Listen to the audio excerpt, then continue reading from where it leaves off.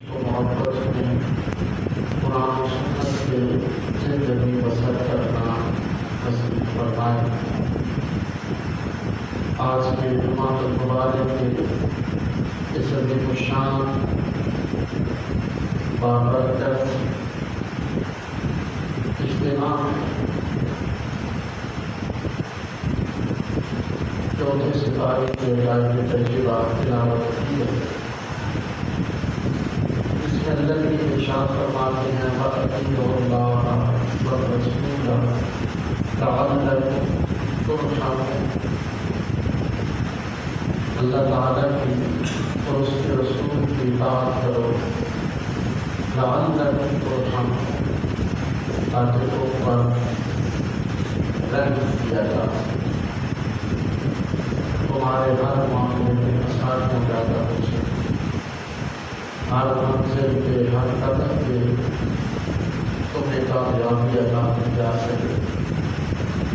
اس کا ایک ہی ذریعہ ہے کامیابی کا، عزت کا، سکون کا، اپنی منزل پہ پہنچنے کا، منزل سے آشنا ہونے کا، کہ وَأَطِیعُوا اللَّهَ وَالرَّسُولَ، اللہ کے رسول کی اور اللہ تعالیٰ کی اطاعت کرو، جو حکم اللہ تعالیٰ ارشاد فرماتے ہیں، جو قرآن کہتا ہے،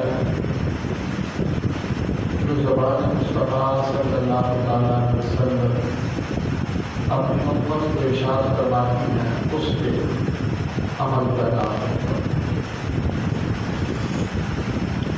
آج لوگوں کی اہل اسلام کی ناکامی کا سب سے بڑا جو سبب اور وجہ ہے وہ یہ ہے کہ ہمیں قرآن کے حدیث کے زبان مصطفیٰ میں اس حد تک یقین نہیں ہے جتنا ہم بنیادی معاملات میں یقین کرتے ہیں۔ حضور کی حدیث پڑھے انسان ہے نظر کا، ظاہر کا، ٹھوس کا، حجت کا، دل دادا۔ اب حضور نے فرما دیا صلی اللہ تعالیٰ علیہ وسلم یہ کام کرو، اس میں کامیابی ہے، پڑھ لیا، لیکن اس میں یقین ہے۔ حضور نے فرما دیا کہ کم کھانا کھاؤ، ابھی بھوک باقی ہو تو کھانا چھوڑ دو، تو زندگی میں کبھی بیمار نہیں ہو سکتی۔ لیکن اس حدیث میں حضور کے اس فرمان میں اتنا یقین نہیں ہے جتنا ایک آج کے ڈاکٹر کے، طبیب کے، حکیم کی بات کی ہے۔ اگر آج کا ایک ڈاکٹر ایک کرسی ایک ٹیبل رکھ کے بیٹھ جاتا ہے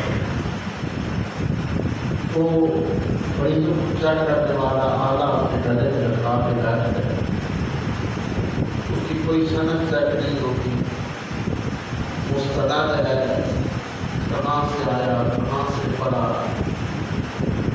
علم کا معیار کیسا ہے، تجربہ کیسا ہے، نہیں، بس ڈاکٹر دکان کھول کے ٹیبل کرسی رکھ کے بیٹھ گیا، اس نے کہہ دیا کہ تین دن کھانا نہیں کھانا، تین دن کھانا، مر جائیں گے کھانا نہیں کھائیں گے، اس لیے کہ ڈاکٹر پہ جائے۔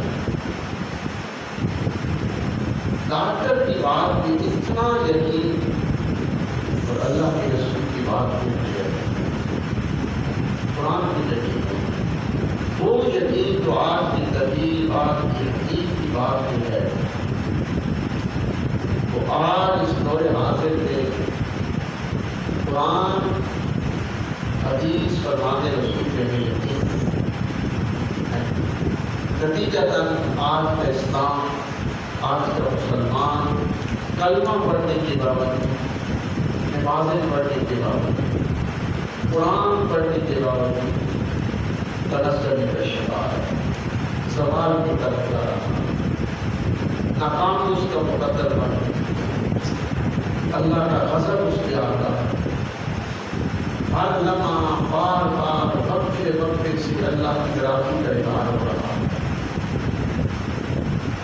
سبب یہی ہے، وہ صحابہ کرام نے حضور کی حدیث سے بات ہے، حضور نے فرمایا، آج اس حدیث کی گفتگو کر لیتے ہیں، حضور نے فرمایا 3 لفظ حضور نے فرمایا، اگر کامیاب ہونا چاہتے ہو دنیا میں اور آخرت میں 3 کام کرنا۔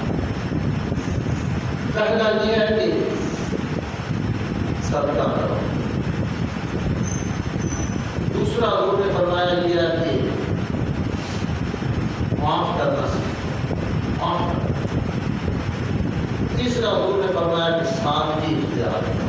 بس جس نے یہ 3 کام کر دی وہ دنیا میں بھی کامیاب ہے اور آخرت میں بھی کامیاب۔ 3 کام اب ہم نے 5 گزر گئے، اس میں کون سی ایسی بڑی بات ہے؟ حضرت عبد الرحمن بن عوف رضی اللہ تعالیٰ عنہ صحابی رسول، آپ فرماتے ہیں میں اس حدیث کا عمل کیا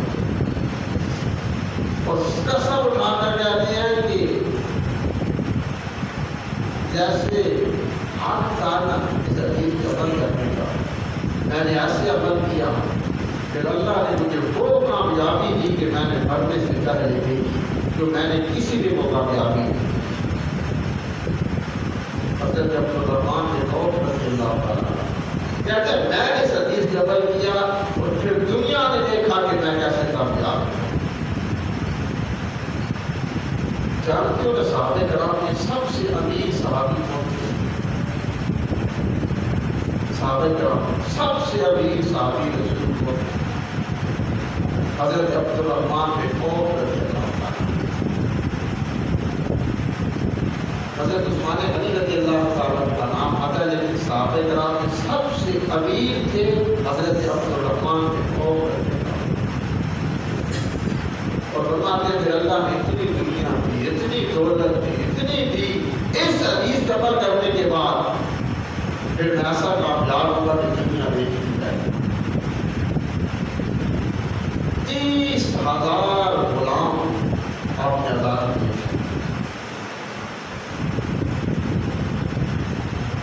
اس وقت کا غلام آج کی ایسے سمجھیں کہ گاڑی کی قیمت ہے۔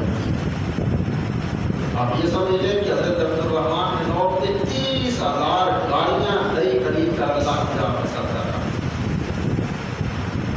اور یہ وہ صحابی رسول اللہ فرماتے ہیں، میں جب حضور نے فرمایا مکے سے ہجرت کرو مدینہ طیبہ چلے جاؤ، فرماتے ہیں میں بھی چلا گیا۔ آپ نے کی کامیابی دے کے فرمایا، میں فرماتے ہیں میں نے اس حدیث پہ عمل کیا، لوگوں سنا پھر کیا ہوا، میں کہاں تھا اور کہاں پہنچ گیا۔ فرماتے ہیں سامنے سب کچھ چھوڑا، وطن چھوڑے، کاروبار چھوڑے، دکانیں چھوڑی، باغات چھوڑے، سب کچھ چھوڑا، بس جسم بے کپڑوں پہ جوڑا تھا۔ ہم نے دوڑ لگا کے مکے سے مدینہ طیبہ جانا ہے۔ کہتے ہیں جب مدینے پہنچتے ہیں نا تو مدینہ کو پہلے یثرب کہتے تھے، جیسے بیماری تشریف لائے ہوتے تھے، کرنا نہیں مانتے اور دار و شفا بن گیا۔ تو کہتے ہیں کہ وہاں تو پہلی غربت تھی، بھوک تھی۔ جب سارے صحابہ کرام مکے سے مدینہ طیبہ پہنچے تو حضور نے ہر کسی کو دوسرے کا بھائی بنا دیا، ایک مہاجر اور ایک انصاری کا۔ یعنی انصاری کہتے ہیں کہ شہر مدینہ میں رہنے والے تھے، مہاجر جو مکے سے آ رہے تھے۔ حضور نے ہر ایک آنے والے کو مدینے کے شہری کا بھائی بناتے گئے کہ اس کی ذمہ داری کھانے پینے کی یہ تمہارا بھائی ہے، یہ تمہارا بھائی ہے۔ حضرت عبد الرحمن بن عوف کہتے ہیں کنکر تنہا تک کچھ بھی نہیں تھا تو حضور نے مجھے حضرت سعد بن ربیع رضی اللہ تعالیٰ عنہ کا بھائی بنایا اور کہا کہ سعد بن ربیع کے ساتھ رہو۔ سعد بن ربیع بڑے مالدار کو گھر لے گئے اور مجھے کہنے لگے کہ عبد الرحمن بن عوف میری 2 بیویاں ہیں، میں ایک کو طلاق دیتا ہوں، اس کو شادی کرتا ہوں۔ میرے 2 باغات ہیں، 2 باغ ہیں، جو اچھا ہے، پھلدار ہے، گھنا باغ ہے، بڑا ہے، اور میں تمہیں دیتا ہوں۔ تو آپ کہتے ہیں کہ میں اٹھا، میرے کندھے پہ چادر تھی، میں نے جھاڑ کے کندھے پہ رکھی اور میں نے کہا کہ سعد بن ربیع اللہ تیرے مال میں اور تیرے اہل و عیال میں برکت عطا فرمائے. مجھے نہ تیری بیوی کی ضرورت ہے اور نہ ہی تیرے مال کی. بس مجھے یہ بتا دو کہ راستہ بازار کا کون سا ہے. شہر مدینہ کا بازار ہے وہ کون سا ہے؟ میں نے دیکھا 100 قدیم آپ بھی جائیں نا مسجد نبوی شریف سے آگے وہاں پہ سامنے وہ ریڑیاں لگتی ہیں. یہ پرانا شہر مدینہ کا بازار تھا. وہاں کا 100 قدیم پرانا حضور کے دور کا بازار. کہتے ہیں کہ میں نے اسے کہا صاحب نبی سے کہ چھوڑو مجھے بس بتا دو میرے ہاتھ ہیں میری طاقت ہے میں جوان ہوں جوانی ہے میں کروں گا مجھے بازار کا راستہ دکھا. تو کہا کہ یہ راستہ جاتا. تو عبد الرحمن بن عوف کہتے ہیں کہ میں نے پھر حضور کی اس حدیث پہ عمل کیا کہ حضور نے فرمایا تھا نا 3 ارشاد. صدقہ کرو, معاف کرنا سیکھو, کسی کو معاف کرو اور سادگی اختیار کرو, کامیاب ہو جاؤ. کہتے ہیں پھر اس حدیث پر میں نے عمل کیا پھر ایسا کامیاب ہوا کہ پھر دنیا دیکھتی رہ گئی جیسے کامیاب ہو گیا. کہتے ہیں پھر میں بازار میں چلا گیا, میں نے محنت شروع کی, کام شروع کیا, پھر اللہ کی اتنی برکتیں دی, اتنی اللہ نے کرم فرمائے, اتنی اللہ نے دولت دی, اتنی دولت دی. فرماتے ہیں پھر صحابہ کرام 1,24,000 سوا لاکھ صحابہ کرام میں سے سب سے بھی جو صحابی رسول تھا فرماتے ہیں وہ میں تھا. حضرت عبد الرحمن بن عوف رضی اللہ عنہ سب سے بھی صحابی رسول 30,000 غلام اپنی زندگی میں آزاد کرتے ہیں. اس وقت اس کے پاس ایک غلام ہوتا لوگ اس کو رش کی نگاہ سے دیکھا کرتے تھے. فرماتے 30,000 غلام یہ کہنا آسان ہے, میں نے آزاد کیے.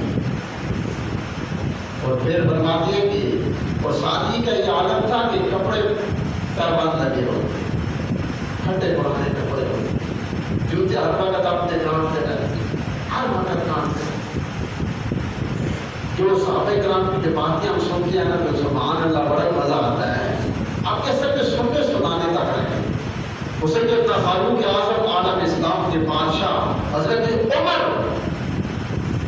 جن کی قوت جن کی حیبت کا یہ عالم تھا کہ جس راستے سے آپ نے شیطان کو راہ نہیں چھوڑ جاتا, جو سوچتے تھے جبریل کو قرآن لے کر نازل ہوتا. حضور فرماتا ہے کہ میرے پاس کوئی نبی ہوتا تو عمر ہوتا. حضرت عمر کی اتنی شان تھی اور جب عید پڑھنے کا وقت آیا تو اپنی زوجہ سے کہا کہ مجھے کوئی جوتے دے دو کہ میں نے ماتے مسلمانوں کا بادشاہ 24,000 مربع میل کی حکومت کرتا بادشاہ. زوجہ سے کہا بیوی سے مجھے جوتے دو, میں نے ماتے عید پڑھانے کے لیے مسجد نبوی شریف پہ جانا ہے. تو زوجہ نے کہا, بیوی نے کہا کہ حضور جوتے تو ٹوٹ چکے. تو کہا کہ ان کو ہاتھ توپا لگا دو. تو کہا حضور نہیں, کوئی جگہ جگہ سے ان کو کان کر اتنا ہو چکا ہے کہ اب اور کوئی جگہ نہیں ہے, اب وہ بالکل ٹوٹ چکے ہیں. تو کہا پھر کوئی بات نہیں, یہاں بغیر جوتوں کی مسجد دیتا مسلمانوں کا بادشاہ بغیر جوتوں کے. زوجہ نے کہا حضور لوگ کیا کہیں گے؟ فرمایا تو لوگوں کا سوچتی ہے تو دیکھنے میرا اللہ بچ گیا کہ میرا عمر بغیر جوتوں کے مسجد دیتا مسلمانوں کا بادشاہ.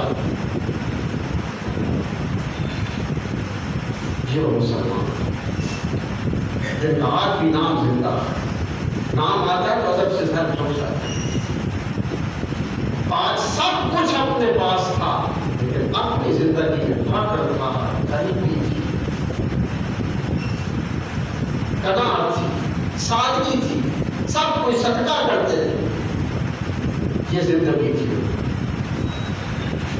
حضرت عمر رضی اللہ تعالیٰ حضرت عبد الرحمن بن عوف کہتے ہیں میرے پاس سب کچھ تھا لیکن بس ساری زندگی ایک ہی جو کرتا تھا اس میں زندگی گزارا. جہاں سے پھٹ جاتا سوئی تاکہ دیکھ کے ہوتا وہاں سے اس کو میں سی لیتا. اور یہ تھا کہ سیدہ عائشہ صدیقہ رضی اللہ تعالیٰ عنہ فرمان کے حضور کے وصال کے بعد فرماتی ہے کہ اچانک ہم دیکھتے تھے شہر مدینہ کی جو گلیاں تھیں وہاں پہ شور اٹھتا اور شہر مدینہ کی جو دھرتی تھی زمین تھی یہ کانپنے لگتی. کہ کیا ہو رہا ہے؟ تو کہا کہ حضرت عبد الرحمن بن عوف رضی اللہ تعالیٰ عنہ 700 اونٹوں پر تجارتی قافلہ لے کر شہر مدینہ میں 700 اونٹ، یہ بہت بڑا کام ہوتا ہے۔ 700 اونٹوں پر تجارتی قافلہ لے کر شہر مدینہ میں داخل ہو رہی ہیں۔ ان اونٹوں کے داخل ہونے کی وجہ سے اور سامان تجارت کے وزنی ہونے کی وجہ سے شہر مدینہ پھیلتی کام ہے۔ تو سید عائشہ صدیقہ نے جو عبد الرحمن کے عوف کو دیکھا، اونٹوں میں جوتے ہیں، پھٹی پرانی قمیض ہے، غلام ہے جو قافلے کو لے کے چل رہی ہے، نوکر ہے اور سردار کا یہ عالم ہے۔ تو سید عائشہ صدیقہ حضور نے فرمایا کہ عبد الرحمن تیری بھی کیا بات، اللہ تجھے جنت عطا کرے۔ تو کہا حضور اتنی دعا دے دی؟ دوبارہ یہ ارشاد فرما دے کہ اللہ تجھے جنت عطا کرے۔ جب یہ کہا تو اس عبد الرحمن بن عوف نے 700 اونٹ جو تھے سامان تجارت کے لیتے ہوئے ان کی رسی چھوڑ دی، ورنہ جب اللہ کی راہ گزرتا تھا ایک اونٹ ایک ٹرک کے برابر اس وقت کا تھا جو سامان اٹھاتا تھا۔ یہ وہ سیدنا عبد الرحمن بن عوف کا دیتا ہوا مسلمان ہونے کا حق ادا کیا۔ فرماتے ہیں کہ دولت تھی لیکن دولت کو اپنے اوپر غالب نہیں ہوئی، میں دولت کے اوپر غالب رہا، دولت مجھ پہ غالب نہ ہو سکتی۔ جب جنگ احد کا موقع آیا تو جا کے ایسا مرض آیا کہ بڑے بڑے جو صحابہ کرام تھے ایسی وجہ بنی تو ان کے جو قدم تھے وہ ڈگمگا گئے۔ چند صحابہ کرام تھے جو ڈٹے رہے، جن میں ایک حضرت عبد الرحمن بن عوف تھے۔ آپ فرماتے ہیں میں ڈٹا رہا، دشمن ہر طرف سے مجھ پہ حملہ آور ہو رہا تھا۔ 20 زخم آپ کو آئے تھے اور ان میں سے اکثر زخم ایسے تھے عبد الرحمن بن عوف کے جسم پر، مورخین لکھتے ہیں کہ جب زخم میں پورا ہاتھ انسان کا داخل ہو جاتا تھا۔ یہ وہ عبد الرحمن بن عوف کا زندہ ہوا۔ فرماتے ہیں پھر میں ایسا کامیاب ہوا، غزوہ تبوک کا موقع تھا۔ اب فرماتے ہیں کہ میں غزوہ تبوک کے ہم جا رہے تھے، راستے میں روکے ہوئے تھے، مغرب کی نماز کا وقت ہوا، حضور کہیں تشریف لے گئے تھے۔ صحابہ کرام نے کہا کہ حضور کا اگر انتظار کرتے رہے تو سورج غروب ہو جائے، جو ہے وہ مغرب کا وقت نکل جائے گا، نماز پڑھ لیں۔ تو حضرت عبد الرحمن بن عوف سے کہا کہ آپ جماعت کروائیں غزوہ تبوک کے موقع پر۔ حضرت عبد الرحمن بن عوف کہتے ہیں میں جماعت میں نے شروع کی، حضور تشریف لے آئے اور حضور پہلی رکعت میں آ کر لوگوں کے ساتھ شامل ہو گئے۔ یہ سعادت عبد الرحمن بن عوف کو تھی، حضور صحابہ کرام کے ساتھ شامل ہو گئے، عبد الرحمن بن عوف نے جماعت کروائی۔ ایک یہ صحابی رسول تھی جن کو یہ سعادت تھی، جماعت کروا رہے تھے، حضور تشریف لائے، مغرب کی نماز میں غزوہ تبوک کے موقع پر حضور شامل ہو گئے اور عبد الرحمن کے ساتھ نماز۔ فرماتے ہیں میں نے صرف اس حدیث کا عمل کیا اور پھر جب آپ دنیا سے جاتے ہیں تو فرماتے ہیں جو کچھ میں نے چھوڑا وہ میں چھوڑا، اپنا جو کچھ وراثت میں چھوڑا وہ تو چھوڑا۔